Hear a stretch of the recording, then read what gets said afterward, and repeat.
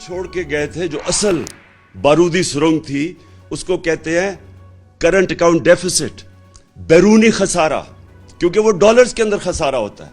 پاکستان کی تاریخ کا یہ سب سے بڑا خسارہ چھوڑ کے گئے تھے، 20 ارب ڈالر۔ اس کے باوجود تیسرے سال میں ہم بالکل خسارہ کم کر چکے تھے، اور خسارہ بھی کم کیا، اور 5.6% پہ ہماری اکانومی بڑھ رہی تھی۔ اور یہ یاد رکھیں کہ یہ کرونا کا سال تھا، اور اس سے جو 2 سال کرونا کے تھے، دوسرا اور تیسرا ہمارا سال کرونا کا سال تھا، اور کرونا کا کے باوجود 5.6% پہ پاکستان بڑھا، جب ہندوستان -7% پہ چلا گیا، ان کی گروتھ، ان کی دولت میں بجائے اضافہ ہونے کے نیگیٹو میں گیا۔ اس دور میں جس طرح پاکستان نے سب سے، یہ صدی میں ایک دفعہ اتنا بڑا بحران آتا ہے جو کرونا کا ساری دنیا میں عذاب آیا، تو پاکستان وہ ملک تھا چند ملکوں میں سے جس نے سب سے بہترین طریقے سے اپنے لوگوں کو بچایا، غریبوں کو بچایا، اپنی معیشت کو بچایا۔ اور اس میں میں آج خاص طور پہ پھر سے، میں پہلے بھی کہہ چکا ہوں کہ میں آج خراج تحسین پیش کرنا چاہتا ہوں ہماری NCOC، جو ہم نے سٹرکچر بنایا تھا، جس کو اسد عمر اس کے لیڈ کر رہے تھے، جس میں سارے پاکستان کے ادارے تھے، سب نے اپنا کام کیا، جس میں پاکستانی فوج بھی تھی۔ اور جس طرح ابھی جو ہمارا فیٹف میں سے ہم نکلے ہیں، فیٹف کے اندر بھی سب نے مل کے، ایک ملک نے مل کے لڑا تھا، جس میں سارے ادارے، جس میں حماد نے لیڈ کیا تھا، جس میں سارے ادارے تھے، جس میں پوری کوشش کی، بلکہ پرائیویٹ لوگ بھی تھے، جس میں پاکستانی فوج بھی تھی، سب نے مل کے اتنے بڑے ایشوز ہمارے دور میں ریزالو ہوئے۔ اسی دور میں جب ہم IMF میں تھے، اسی دور میں جب عالمی بحران تھا، ایک قوم بن کے ہم اس سے نکلے تھے۔ یہ جو آج پھنسے ہوئے ہیں، یہ جو آج ہماری ساری جو اتنی مشکلوں سے ملک کو ہم نکول کے یہاں لے کے آئے تھے، آج مہنگائی کے علاوہ جو ہماری معیشت ہے خطرے میں ہے۔ موڈیز کے اندر جو کریڈٹ ریٹنگ کرتا ہے کہ ایک ملک کی کریڈٹ ریٹنگ انہوں نے مائنس میں ڈاؤن گریڈ کر دیا ہے۔ اس کا کیا مطلب ہے؟ پاکستان کو قرضے نہیں ملیں گے، اگر قرضے ملیں گے تو بہت مہنگے قرضے ملیں گے۔ اور یہ دوسری چیز، وابڈا کا جو وابڈا کی ریٹنگ ایسی تھی کہ وہ خود انٹرنیشنل لونز لے سکتی تھی، اب جب سے یہ آئے ہیں اس کی بھی ریٹنگ ڈاؤن گریڈ کر دی ہے۔ اس کا مطلب کہ وابڈا کو وہ لونز نہیں ملیں گے، اور اگر ملے تو بہت مہنگے ملیں گے۔ اس کا مطلب جو اسی دور میں جو 10 ڈیمز جو ہمارے دور میں شروع کی ہوئی ہیں، وہ اب خطرے میں چلی جائیں گی، کیونکہ اگر پیسہ قرضے نہ ملے تو یہ کیسے پورے ہوں گے؟ تو میرا سوال یہ ہے کہ جب یہ ملک ترقی بھی کر رہا تھا، اس کی 5.6% تیسرے سال میں، اور 6% چوتھے سال میں، جب اس کی اکانومی گرو کر رہی تھی، دولت میں اضافہ ہو رہا تھا، جب ریکارڈ ہم ٹیکس اکٹھے کر رہے تھے، وہ بھی ایک وجہ ہے کہ ہم پیسے نکال سکے عوام کے اوپر بوجھ کم کرنے کے، سبسیڈائز کرنے کے لیے۔ ریکارڈ 6.2 ٹریلین یعنی 6,200 ارب روپے کا ہم نے ٹیکس اکٹھا کیا، پاکستان کی تاریخ میں سب سے زیادہ۔ اور اسی دور میں سب سے زیادہ پاکستانی اوورسیز، بیرون ملک پاکستان ریمیٹنسز ہمیں بھیجیں، 31 ارب ڈالر کی، 32 ارب ڈالر کی ہماری ایکسپورٹس تھی۔ جو ہماری فصلیں تھی، جو ہمارا ایگریکلچر ٹرانسفارمیشن پلان تھا، اس کی وجہ سے جو کسانوں کے پاس پیسہ گیا، جو ہم نے ان کی مدد کی، ریکارڈ فصلیں ہوئی ہمارے پاس، 4.4% پہ ہمارا زراعت ہماری آگے بڑھ رہی تھی۔ تو اس وقت کیا ہوا کہ آج سارا کچھ نیچے جا رہا ہے؟ اور وہ ہوا کیا، میں آج آپ سب کو یہاں بتانا چاہتا ہوں کہ ہوا کیا۔ ہوا یہ کہ ایک سازش ہوئی امریکہ سے، ایک سازش جس سے یہاں میر جعفر اور میر صادق ان کے ساتھ ملے، اس کے بعد انہوں نے پلان کیا ہماری گورنمنٹ گرانے کا۔ اس سے جو سیاست کے اندر، جو ملک کے اندر سیاسی ماحول تھا، وہ غیر یقینی ہو گیا، پولیٹیکل انسرٹنٹی ہو گئی، اس کا افیکٹ پڑا معیشت کے اوپر۔ میں نے جا کے نیوٹرلز کو، میں نے ان کو سمجھایا کہ دیکھیں اگر یہ سازش ہو رہی ہے، بڑا اچھا آپ نیوٹرل رہیں، لیکن یہ جو سازش ہو رہی ہے، اگر اس وقت گورنمنٹ کو گرا دیا گیا اس سازش کے تحت، تو یہ ان سے سنبھالا نہیں جائے گا. ہم نے بڑی مشکل سے یہاں تک آئے ہیں. یہ بڑی مشکل سے کرونا سے نکل کے جو کموڈٹی سپر سائیکل تھا، یہ جو جب یوکرین میں گیا روس اور جو جنگ ہوئی تو اس کی وجہ سے جو اثرات تھے، بڑی مشکل سے ہماری معیشت یہاں کھڑی تھی. تو میں نے تب ان کو بتایا، پھر شوکت ترین کو کہا کہ ان کو بتاؤ کہ یہ وقت نہیں ہے اس ملک کے اندر یہ سازش کو کامیاب ہونے دینے، کیونکہ اس کا ڈائریکٹ اثر پڑے گا ہماری معیشت کے اوپر.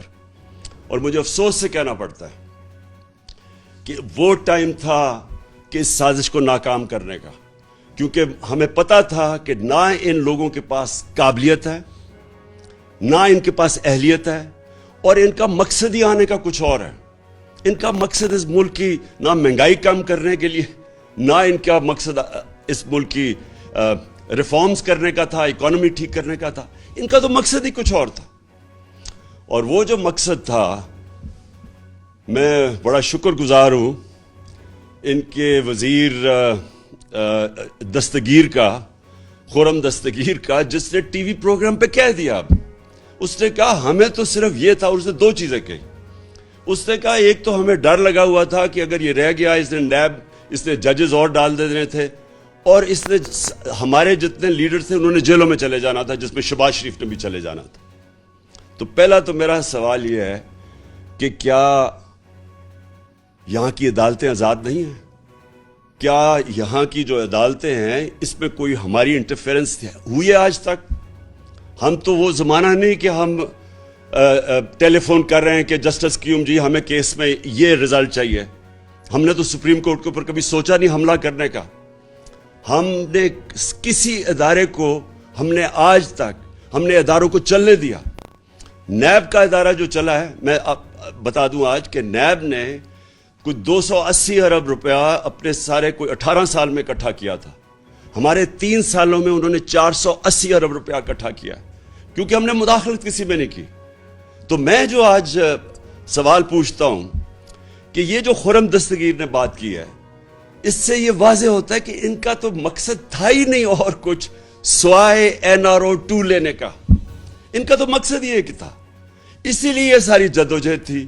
3.5 سال سے یہ بار بار جو بلیک میل مجھے کیا جا رہا تھا، یہ تو صرف چاہتے تھے NRO، دوسرا NRO.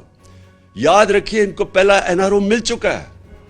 ان کو ملا، جنرل مشرف نے NRO دیا، جو ساری ان کے کرپشن کیسز تھے.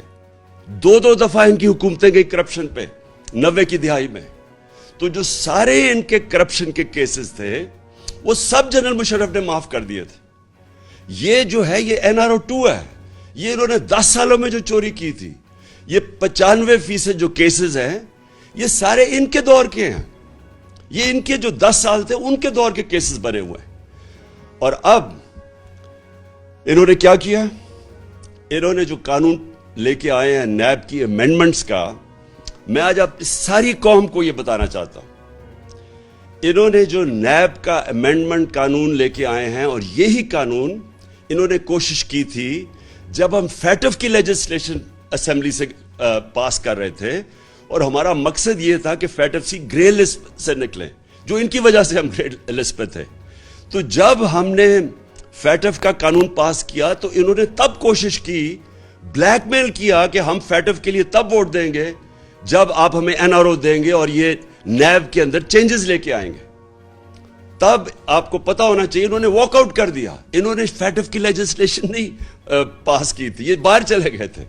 تو ان کے بغیر ہم نے فیٹف کی لیجسلیشن پاس کی، جس کی وجہ سے آج انشاءاللہ پاکستان نکل جائے گا گرے لسٹ سے. تو ان کا صرف مقصد NRO2 تھا. اور انہوں نے کیا ہے؟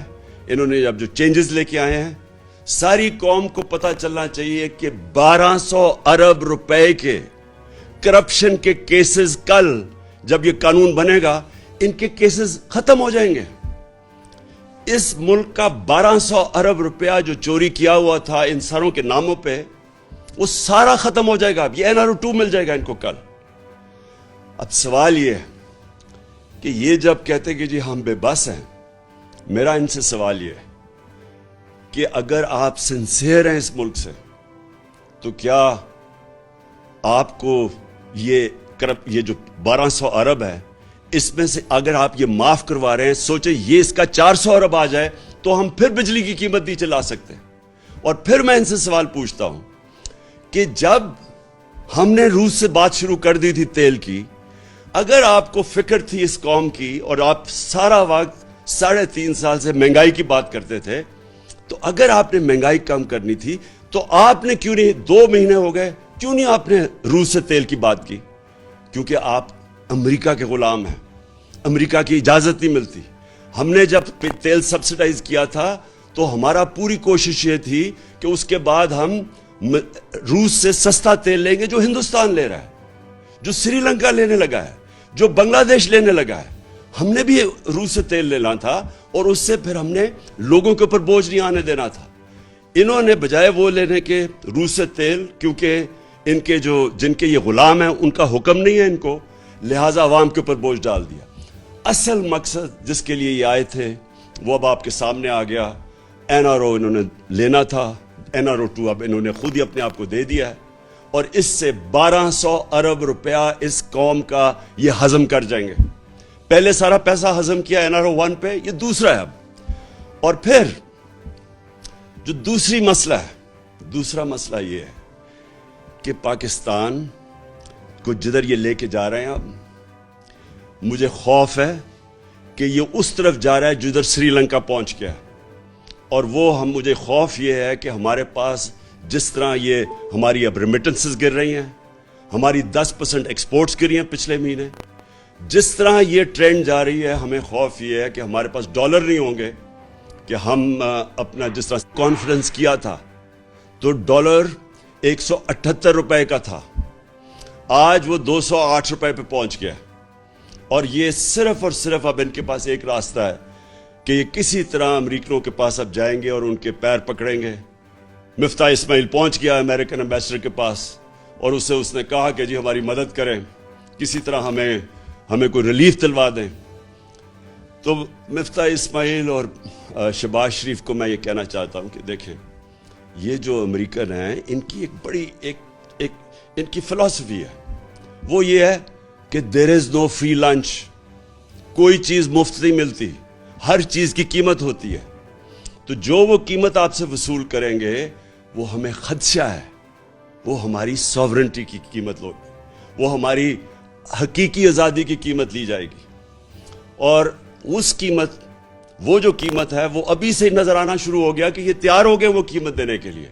بلاول بھٹو نے کہا کہ جی ہندوستان سے ہمیں تعلقات اچھے رکھنے چاہیے، ہم بھی اچھے رکھنے چاہتے تھے ہندوستان سے تعلقات، لیکن جب انہوں نے 5 اگست 2019 کو کشمیریوں کی سٹیٹ ہوڈ لی، جب انہوں نے جو کشمیریوں کو وہ جو آرٹیکل ان کا 360 جو بھی آرٹیکل تھا وہ ختم کیا، جب انہوں نے ان کا سٹیٹس لیا، وہ یاد رکھیں وہ یونائٹڈ نیشن سیکیورٹی کاؤنسلز کی ریزولوشن کی خلاف ورزی تھی، انٹرنیشنل لا توڑا، تو تب ہم نے ان سے رشتہ توڑا، ہم نے بھی کوشش کی تب اس سے پہلے دوستی کی۔ تو اگر آج یہ ہندوستان سے تعلقات ٹھیک کرتے ہیں تو یہ یاد رکھیں یہ کشمیریوں نے جو قربانیاں دی ہیں وہ ساری ان کی قربانیوں کی قبروں کے اوپر یہ کریں گے۔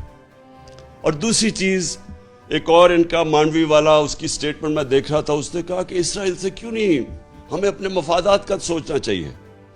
یہ بھی اسی ایجنڈا کا حصہ ہے جس سے یہ رجیم چینج کی گئی تھی، وہ یہی ہے کہ آپ اس ایجنڈے پہ چلیں جو ہندوستان، اسرائیل اور جو امریکہ چاہتا ہے، اور وہ ایجنڈا وہ ہے جو ہماری سوورنٹی، ہماری آزادی کے خلاف ہے، جس کی وجہ سے یہ ساری جدوجہد تھی پاکستان کی، جو ہمارے لیڈر قائد اعظم نے جو اس ملک کو بنانے کی وہ کیوں بنایا تھا، ہم کیوں آزاد ہوئے تھے۔ تو اگر یہی کرنا ہے کہ جا کے اپنی ساری نظریے کو، اس سب کو دفن کرنا ہے، اس لیے کہ یہاں ملک کے اوپر وہ چور اور ڈاکو آ گئے ہیں جن کے سارے پیسے باہر پڑے ہیں، ان کے اربوں ڈالر باہر پڑے ہوئے ہیں، جب چوری کرتے ہیں باہر پیسہ لے جاتے ہیں اور پھر پریشر ڈال کے NRO لے لیتے ہیں۔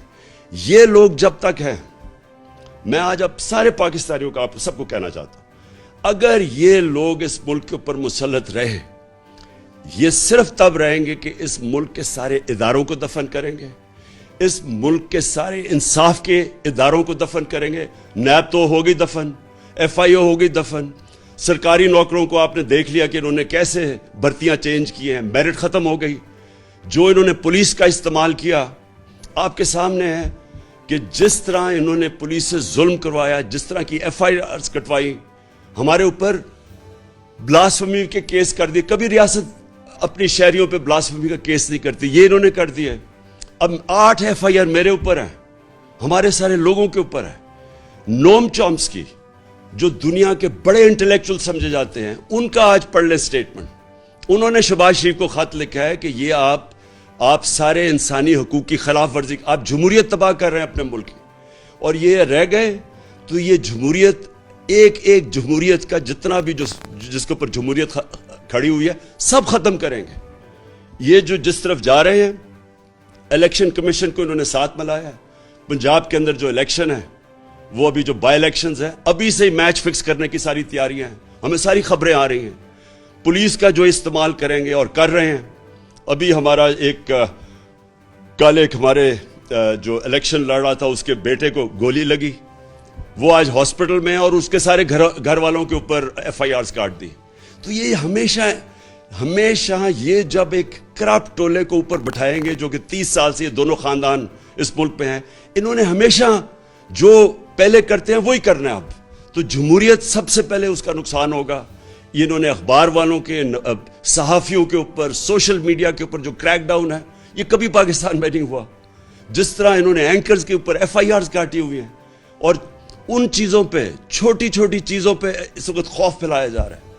تو جو یہ راستہ پکڑا ہوا ہے, میں آج آخر میں ساری قوم کو کہنا چاہتا ہوں کہ دیکھیں, یہ صرف ایک طرح یہ اس ملک کے اوپر مسلط رہیں گے, اور وہ خوف طاری کر کے. یہ جو خوف ہے یہ ایک سب سے بڑا بت ہے. میں بار بار اپنی قوم کو ایک چیز سمجھاتا ہوں کہ لا الہ الا اللہ, کوئی خدا نہیں ہے سوائے اللہ کے. یہ جو ایک خوف کا بت ہے, یہ اس طرح کے لوگ جو کرپٹ لوگ ہیں, جن کی ہمیں ساری تاریخ پتہ ہے, باہر بیٹھے ہوئے ان کے لیڈرز, پیسے باہر بیٹھے ہوئے ہیں, وہاں سے بیٹھ کے اس ملک کو کنٹرول کر رہے ہیں, اور جدھر ان کے پیسے پڑے ہوئے ہیں وہ ان ملکوں سے ہی کنٹرول ہو رہے ہیں. اس ملک کی نہ انہوں نے آزادی رہنے دی ہے, نہ انہوں نے ادارے چلنے دینے ہیں, نہ انہوں نے جمہوریت چلنے دینی ہے. انہوں نے جتنی دیر یہ آئیں گے اس ملک کو مزید اور نقصان پہنچائیں گے, صرف اپنے آپ کو اوپر مسلط کرنے کے لیے. لہٰذا ہم سب نے مل کے, ساری قوم نے مل کے ہم نے جدوجہد کرنی ہے. آپ نے سب نے تیاری کرنی ہے. میں آپ کو کال دوں گا. ہم نے مسلسل جو ہمارا حق ہے, ہمارا آئینی حق ہے پرامن احتجاج, وہ ہم کریں گے, اور وہ ہم تب تک کریں گے جب تک ہمیں صاف اور شفاف الیکشنز کی ڈیٹ نہیں ملتی. میں پھر سے کہہ رہا ہوں, الیکشنز نہیں, صاف اور شفاف الیکشنز.